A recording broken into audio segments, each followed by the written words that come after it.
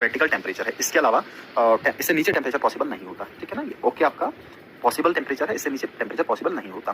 तो अगर आप इस टेम्परेचर पे लेके चले गए तो आपके सारे के सारे मोशंस फ्रीज हो जाते हैं, एक्सेप्ट दो वाइब्रेशंस फिर भी होते हैं, बट स्टिल अभी के लिए थर्ड लॉ समझने के लिए कि आपके मोशन सारे फ्रीज हो जाते हैं, तो अरेंजमेंट्स बदले नहीं जा सकते, अरेंजमेंट्स में चेंज नहीं हो सकता। तो अगर अरेंजमेंट्स में चेंज नहीं हो सकता तो 0 केल्विन पे जो W का वैल्यू है वो 1 के बराबर हो जाएगा, कोई अरेंजमेंट नहीं बदला जा सकता। तो अगर आप इसका वैल्यू 1 पुट कर दें तो आपका जो डेल एस है, क्योंकि log 1 आपका 0 के बराबर हो जाता है, तो डेल एस भी आपका 0 के बराबर हो जाएगा। सो उस टाइम आपका डेल एस भी कितना आ जाएगा, 0 के बराबर हो जाएगा, ठीक है।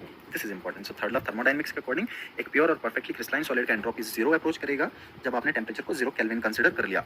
ऐसा इसलिए क्योंकि उस टाइम पे उसके अरेंजमेंट्स बदले नहीं जा सकते, और अगर अरेंजमेंट नहीं बदले जा सकते तो आपका एंट्रोपी चेंज 0 हो जाएगा, ठीक है। अच्छा, इस थर्ड लॉ ऑफ थर्मोडायनेमिक्स को नर्नेस ने दिया था, so that is why it is also known as Nernst law. So it is also known as Nernst law, इसको नर्नेस लॉ भी पढ़ते हैं, ठीक है। और ये उन केसेस में एप्लीकेबल नहीं होता जहां पे आपका जो गिवन सॉलिड है वो परफेक्टली क्रिस्टलाइन ना हो, ओके। सो मैं लिमिटेशंस लिख लेता हूँ इसका। लिमिटेशंस ये कहाँ पे एप्लीकेबल नहीं होगा बेसिकली, तो लिमिटेशन छोड़ के मैं ऐसा लिख लेता हूँ कहाँ पे एप्लीकेबल नहीं होगा, ठीक है। सो ये उन केसेस में एप्लीकेबल नहीं होगा if compound or substance, a compound or substance has no perfectly crystalline structure. If sub compound or substance has non crystalline structure, अगर इसका स्ट्रक्चर कैसा हो जाए, नॉन क्रिस्टलाइन, उस केस में आपका रेजिडुअल एंट्रोपी, उस केस में एक्चुअली में एंट्रोपी कुछ बचता है, टोटल एंट्रोपी 0 नहीं होता, then we have a residual entropy.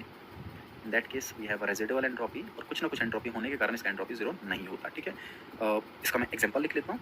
अच्छा, शायद मैंने ऊपर वाटर का एग्जांपल दे दिया, वो गलत था, ठीक है। वाटर का एग्जांपल नहीं था एक्चुअली, मैं शायद मैंने ऊपर वाटर गलती से नाम ले लिया, तो इसमें वाटर एग्जांपल नहीं आता है, आइस क्यूब एग्जांपल्स में नहीं आते हैं। इसका जो बेसिक एग्जांपल आपको देखने को मिलेगा like CO, like we have NO और ग्लास, ठीक है। ग्लास आपके पास हो गया, कार्बन मोनोऑक्साइड और नाइट्रिक ऑक्साइड हो गया।